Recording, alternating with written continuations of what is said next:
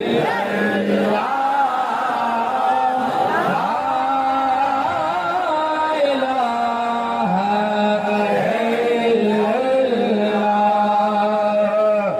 जे मशहूरु सूफ़ी बुज़ुर्ग हज़रत मीर मोहम्मद अल मारूफ़ लोढ़ाई जे 29 सालाने उर्स मुबारक जूं तक़रीबूं पंहिंजे पुॼाणे ते पहुतियूं। उर्स मुबारक जे मौक़े ते सिक्योरिटी इंतिज़ाम ऐं इंतिहाई सख़्तु कया विया हुआ। वॾे अंग में पुलिस एहलकारनि खे मुक़ररु कयो वियो हो।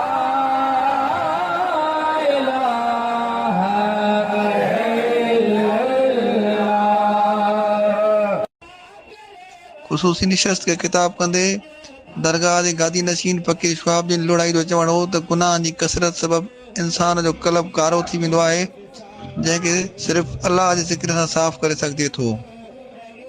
फ़क़ीर शवाब जी लोढ़ाई जो चवणु हो त इस्लाम इंसानियत जी ख़िदमत दर्स ॾिए थो। इंसानियत जी ख़िदमत अफ़ज़ल इबादत आहे। ॿियनि खे तकलीफ़ ॾियण खां पासो कयो वञे, मिटनि माइटनि सां सुठो वर्ताउ कयो वञे। समूरनि मसइलनि जो हल क़ुर ऐं हदीस में मौजूदु आहे।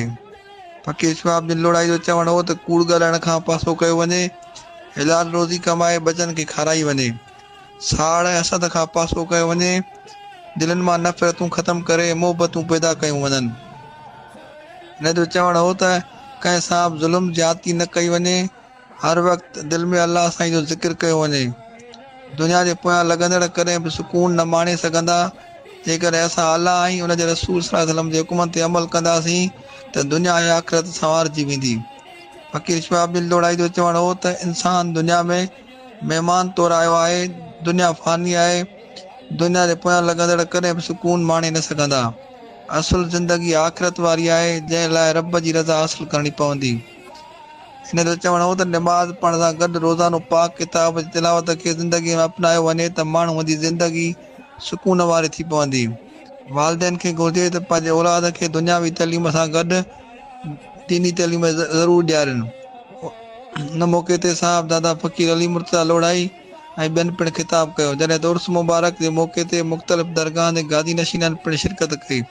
हुन खां अॻु अक़ीदतमंदनि पढ़ी आयल किरोड़े भेरा दुरूद शरीफ़, क़ुर पाक जा ख़तम शरीफ़नि समेत मुख़्तलिफ़ विर्द वज़ीफ़ा हज़रत मीर मोहम्मद लोढ़ाई जे रूह खे बख़्शिया विया।